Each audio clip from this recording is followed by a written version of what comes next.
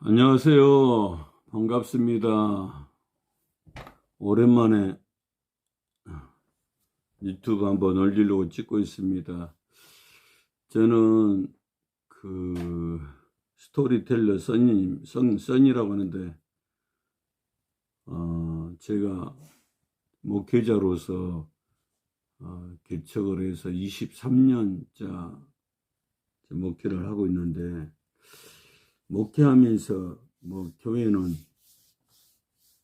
크지는 않지만은 빚 없이 건물이 있고 또 나름대로 좀 잘 가꾸고 갖춰서 하고는 있는데, 목회하면서 그동안 그 4가지 정도 특별한 어떤 깨달음이 있었던 것 같아요. 그 깨달음으로 말미암아 그 조금 더 자유함을 갖고 어떤 사명감에 조금 더 충실해진 것 같다라는 생각을 하게 됩니다.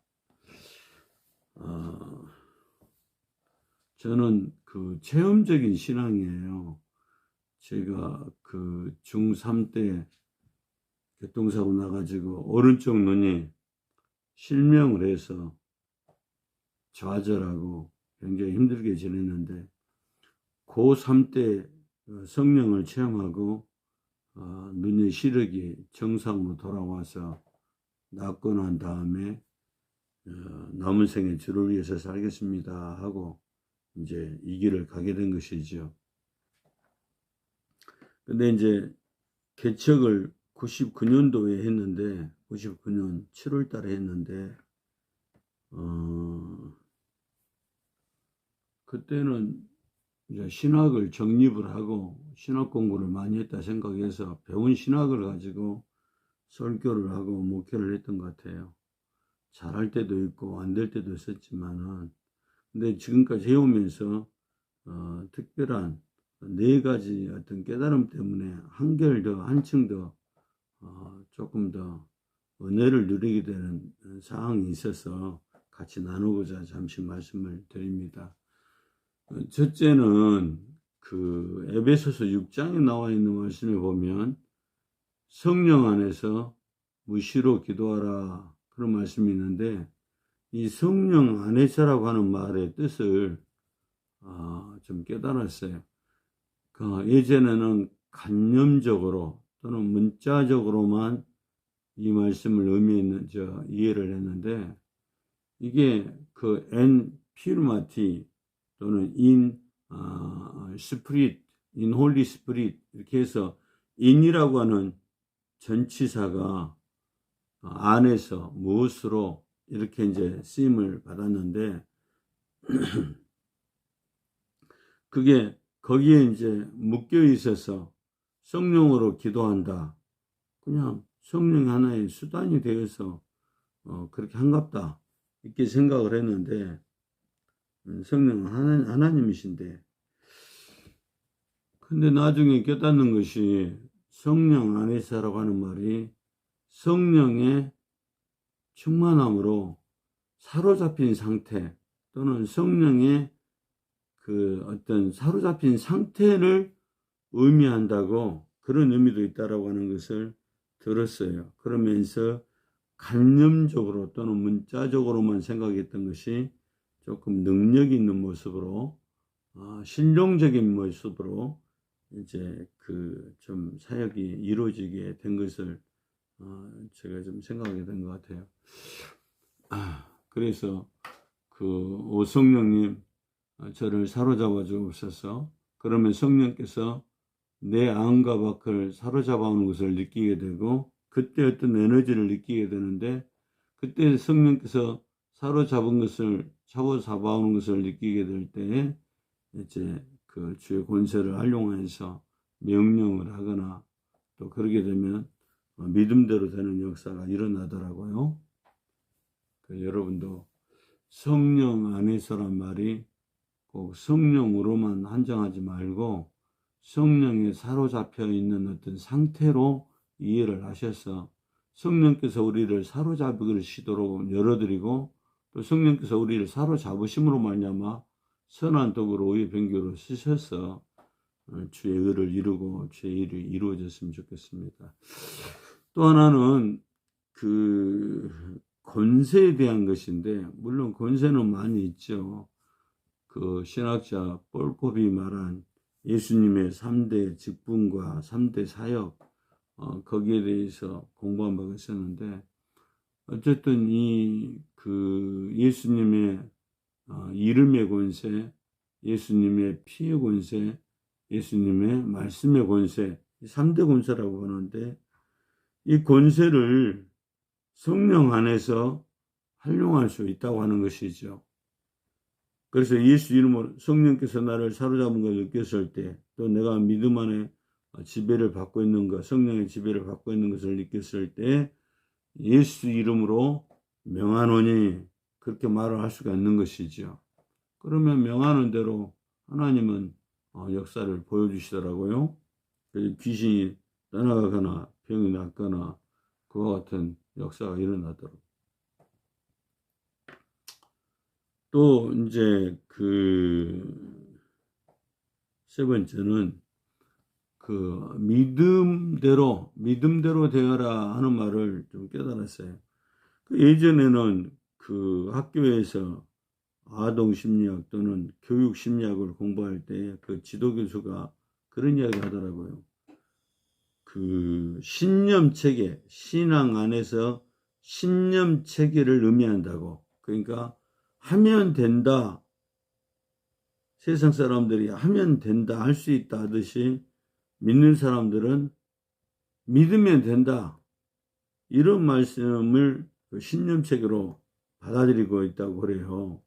좀 그렇게만 이해를 했는데 나중에 깨달은 것이 이 믿음대로 된다고 하는 말은 그것은 하나님께서 하시는 말씀이고 하나님께서 허락하시는 하나님의 영역이에요. 그 사람들은 네 말대로 된다, 네 생각대로 된다, 네 신념대로 된다. 그래서 그 힌두교에서 말하고 있는 어떤 마인드 컨트롤이라든가 뭐 그런 것을 사용할 수도 있고 그러는데, 믿음대로 된단 말은 그런 신념 체계가 아니에요.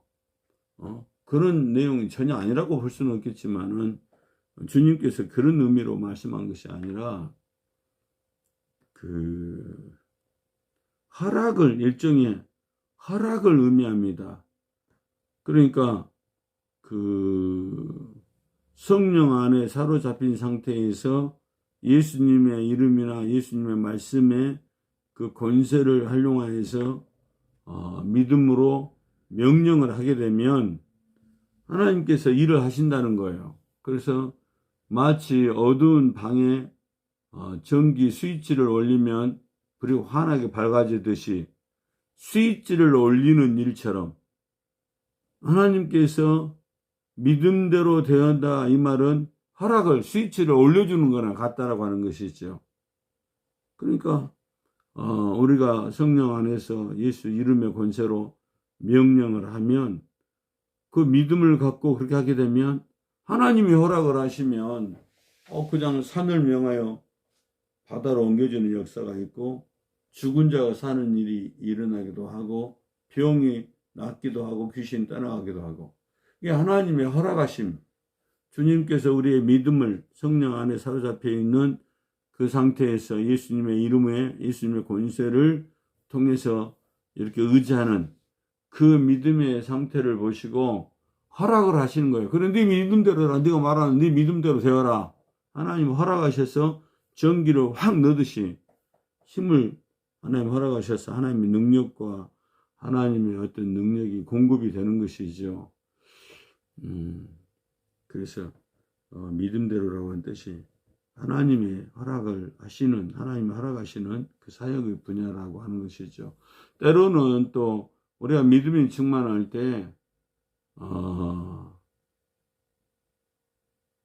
가끔 우리도 그 성령 안에서 믿음이 충만할 때 그렇게 명령을 할 수는 있죠. 하나님 허락하여 주옵소서. 내가 하나님을 의지합니다.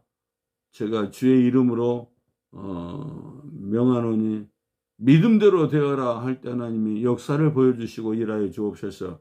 그렇기 때문에 또 하나님께서 또 이 허락을 하시면 그렇게 일을 일어나도록 하신 것이죠. 일을 하도록. 아울러 또 그 하나님 나라에 대해서 그 관념적으로 알고 있다가 네 번째는 이 하나님 나라에 대해서 실용적으로 실제적으로 좀 깨닫게 되었어요.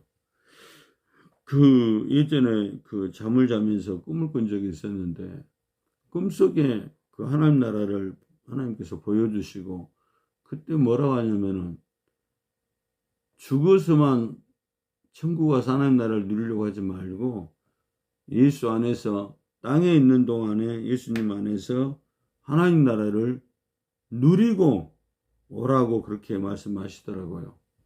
그러니까 죽어서 천당 가려고 유로받으려고 생각을 하고 땅에서는 죽고 살고 정말 살피지도 않고 세상에 무슨 좋은 데도 구경도 못 해보고 좋은 음식도 먹어보지도 못하고 그렇게 맨날 금식하고 그렇게 맨날 그런 식으로 살았는데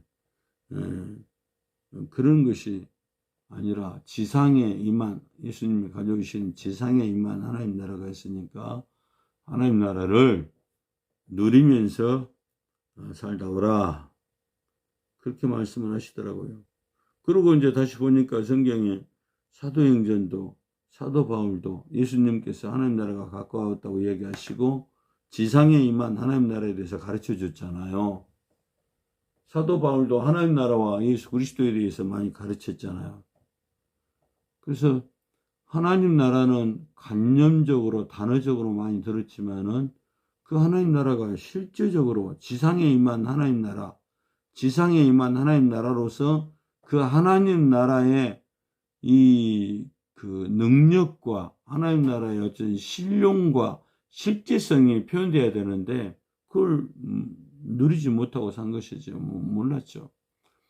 예수님께서 그 오병이어 기적을 일으킨 장면도 지상에 임한 하나님 나라를 거기에 펼쳐주신 것이죠.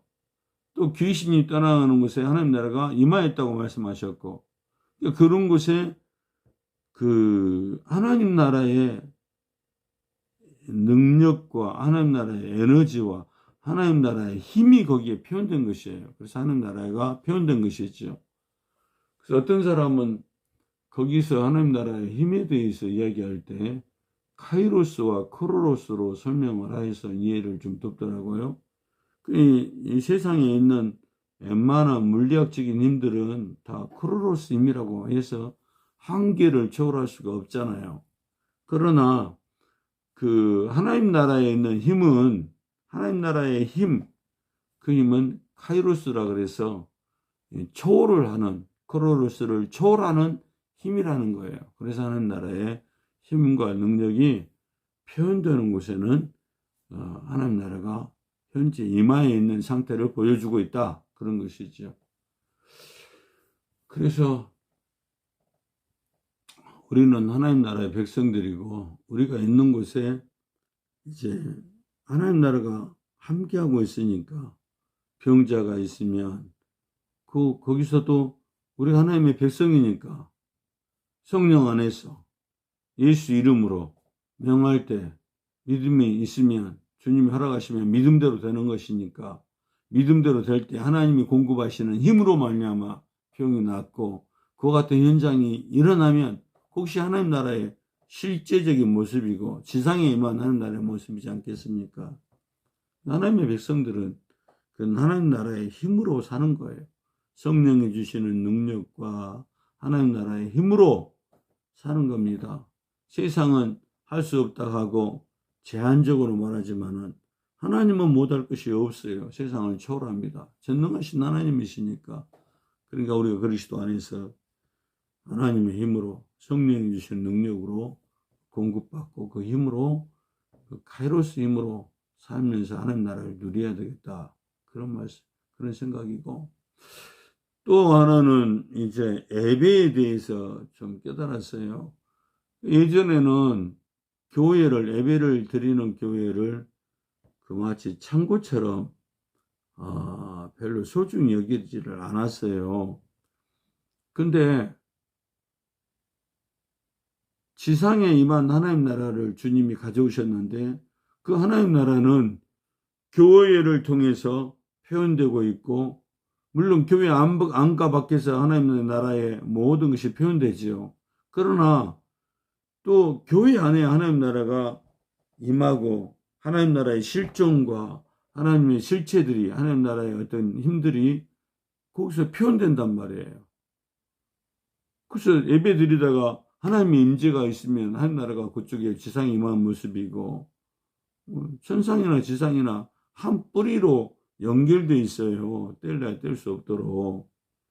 그래서 그 임재가 있는 예배, 성령의 세례가 있는 예배, 그러니까 그런 예배도 하나님의 능력이 나타나서 그냥 성령의 역사함으로 말미암아 제 눈이 시력이 회복되고, 또 사람들은, 의사들은 못 된다고 했지만 아이가 다시 살아나게 되고 병이 치료가 되고 하는 모든 것은 그 교회에서 예배 드릴 때 그와 같은 일이 있기도 하고, 어떻든 교회 안팎에서 그런 일이 일어나는데, 교회 예배도 얼마나 중요한지 몰라요. 지상에 임하는 하나님 나라의 현장이 된단 말이에요. 교회가 예배를 드릴 때는.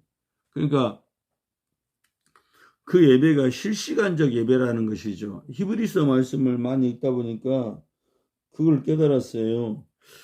그 예수님께서 중보자가 보좌 우편에 앉으셔서 언약의 중보자, 대제사장으로서 지금도 중보 일을 하신다고 말씀을 하시더라고요. 그런다고 하면 우리가 지상에 있는 교회에서 그리스도의 핏뿌림으로 핏뿌림 있는 모습으로 예배를 올려드리게 될 때, 중보자 되신 그리스도께서는 그 핏뿌림이 있는 예배, 복음이 선포되는 그 예배를 주님이 받으시고 아버지께 그 예배를 전달해서 아버지께 영광을 돌려드리고, 또 아버지는 기쁨으로 맞이하면서 또 아들에게 아들과 함께 좋은 은사를, 이 교회, 그리스도의 피로 호소하는 예배를 드리는 곳에 하나님의 은사가 임하도록, 하나님의 실존들이 임하도록, 하나님 나라의 힘과 카이로스가 임하도록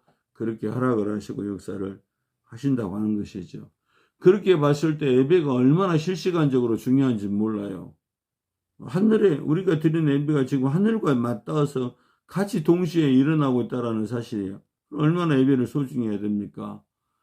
어떻게 보면 예루살렘에 임했던 예배보다 우리가 지금 각각의 교회에서 더 나은 예배를 드리고 있는 거예요. 더 나은 예배를 또 드려야 되고, 휘장을 그리스도의 피로 다 갈랐으니까 우리의 예배당이 성소화되고 지성소화되어 있잖아요. 그러니까 실시간적으로 하는 나라가 임하는 그 모습의 예배가 되니까 정말 예배를 집중해서 신중하게 신령과 즉 성령과 진정으로 하나님의 말씀으로, 복음의 말씀으로 철저하게 드리는 것이 필요합니다. 그래서 그 예배를 통해서 하나님의 역사가 일어나고 은혜를 또 받고 하나님의 나라를 체험하게 되는 것이죠. 그러면서 또 이와 같은 것들을 깨달으면서 이제 살다 보니까 굉장히 은혜가 되고 굉장히 좋더라고요. 또 교회는 그렇기 때문에 하나님의 집이에요. 창고가 아니에요. 교회는 하나님이 일하시고 하나님이 역사하시고 하나님이 주목하시는 하나님의 집이에요. 하나님의 집인데 함부로 하면 큰일 납니다. 교회를 창고처럼 생각하고 자기 마음대로 함부로 주물주물한다든지 함부로 한다면 큰일 납니다. 교회는 거룩한 것이고 하나님의 임재가 있는 것이고 지상에 임한 하나님 나라가 거기에 실현되는 것이고 너무도 소중한 곳이니까, 그곳에서 기도하게 되면 또 하나님께서 그리스도의 피에 그 호소하며 기도할 때 친히 솔로몬에게 말했던 그 예루살렘 성전에서 응답하겠다는 말보다 더 매일 더 많이 응답을 받을 수 있는 은혜를 누리게 되는 것이죠. 아무튼 제가 목회하면서 이 몇 가지 사실을 깨달으면서 굉장히 그 힘이 되더라고요. 여러분도 혹시라도 교회 생활이나 신앙생활 하면서 이런 깨달음이 신앙생활의 관념으로 끝나지 않고 실증적인 그런 좋은 신앙생활에 도움이 됐으면 좋겠습니다. 감사합니다. 모두를 축복합니다.